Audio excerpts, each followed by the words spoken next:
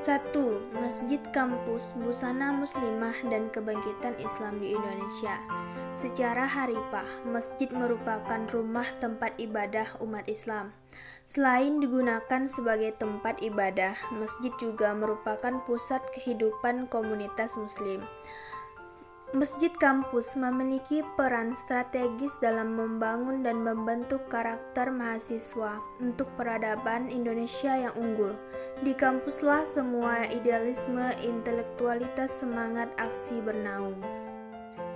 Busana muslimah. Bahwa busana muslimah artinya pakaian yang luas atau lapang.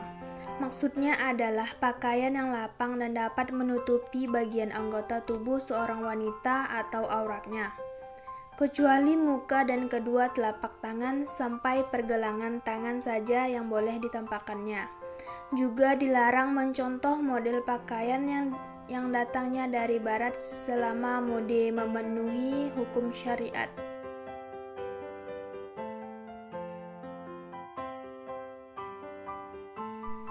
Tuhan memerintahkan manusia untuk mencegah dari segala macam yang dapat membahayakan tubuhnya dengan pakaian.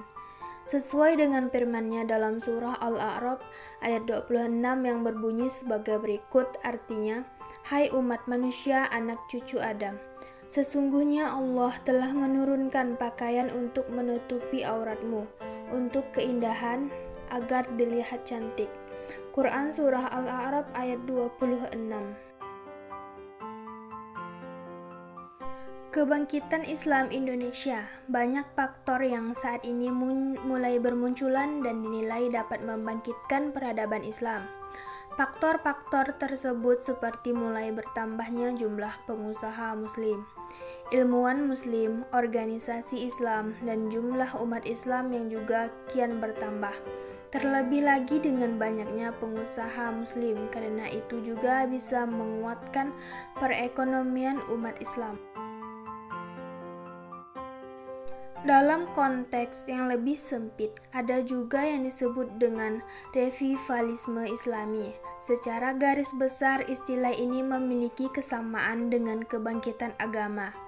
Hanya saja untuk istilah yang satu ini menekankan pada kembalinya peran nilai dan simbol Islam.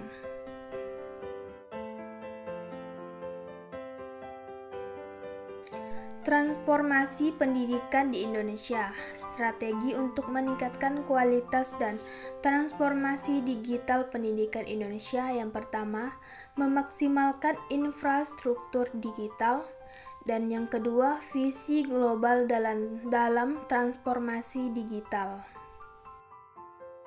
Mobilitas vertikal kaum santri maksudnya adalah perpindahan status sosial di dalam dunia pendidikan. Misalnya seorang santri diangkat menjadi wali kota di kotanya. Itu merupakan mobilitas vertikal, naik. Perpindahan status sosial tersebut disebabkan oleh beberapa faktor, diantaranya adalah pendidikan. Agama adalah penghambaan manusia kepada Tuhannya. Dalam pengertian agama, terdapat 3 unsur, ialah manusia, penghambaan, dan Tuhan. Maka suatu paham atau ajaran yang mengandung ketiga unsur pokok pengertian tersebut dapat disebut agama. Euforia adalah kebahagiaan ekstrim dalam situasi tertentu dan terkadang melebihi kewajarannya.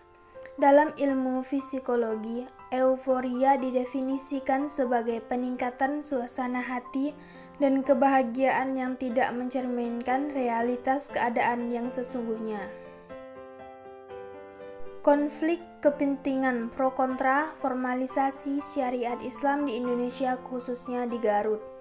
Permasalahan yang ada di Indonesia beberapa terakhir ini sangatlah miris, karena banyak perselisihan yang terjadi di Indonesia mengenai masalah perda syariah yang baru-baru ini menjadi perdebatan di negara kita. Pasalnya, banyak terjadi pro dan kontra mengenai peraturan daerah syariah tersebut. Potret komposisi etnis dan agama di Indonesia. Etnis bertalian dengan kelompok sosial dalam sistem sosial atau kebudayaan yang mempunyai arti atau kedudukan tertentu karena ketentuan adat, agama, bahasa, dan sebagainya. Menurut Koentijaniningrat, suku bangsa adalah sekelompok manusia yang mempunyai kesatuan budaya dan terikat oleh kesadaran budaya tersebut.